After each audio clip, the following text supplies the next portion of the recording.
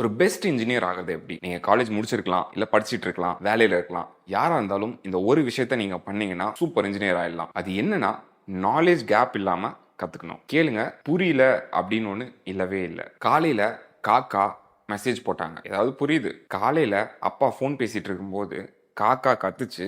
Sister message போட்டாங்க. இதுல ஒரு கதை இருக்கு. நான் ஃபர்ஸ்ட் சொன்னதுல ஒண்ணுமே இல்ல. பிட் பிட்டான விஷயங்கள்.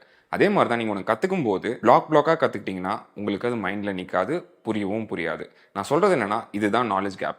இங்கே ஒன்று கற்றுக்கிட்டீங்க, இங்கே ஒன்று கற்றுக்கிட்டீங்க, நடுவில் இருக்கிற கேப்புக்கு பேர் தான் நாலேஜ் கேப். இதை கனெக்ட் பண்ண தெரியணும். இன்ஜினியர்ஸ்க்கு முக்கியமான விஷயம் என்ன அப்படின்னா, ஃபிசிக்ஸ்க்கும் இன்ஜினியரிங்க்கும் இருக்க பிரிட்ஜை ஃபில் பண்ண தெரியணும். ஒரு பேசிக் ஐடியாவிலேருந்து ஒரு மாஸ்டர் ஐடியா எப்படி உருவாகுது அப்படின்றத அந்த கனெக்ஷன் தான் இன்ஜினியரிங்க்கு அடிப்படை.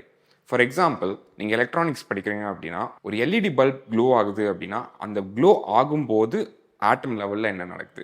நீங்கள் மெக்கானிக்கல் இன்ஜினியரிங் படிக்கிறீங்களா, ஒரு ஃப்ளூயிடோ ஒரு விஸ்காசிட்டி நீங்கள் படிக்கிறீங்கன்னா ஒரு ஆட்டம் லெவலில் என்ன ஆகுது. ஒரு எலக்ட்ரிக்கல் இன்ஜினியரிங் படிக்கிறீங்கன்னா ஒரு மேக்னெட்டிக் ஃப்ளக்ஸ் இல்லை எலக்ட்ரிக் ஃப்ளக்ஸ் நடந்துட்டு இருக்கும் போது ஆட்டம் லெவலில் என்ன ஆகுது. இந்த கனெக்ஷனை நீங்கள் புரிஞ்சுக்கிட்டீங்க அப்படின்னாவே நீங்கள் மாஸ்டர் பண்ணிடலாம்.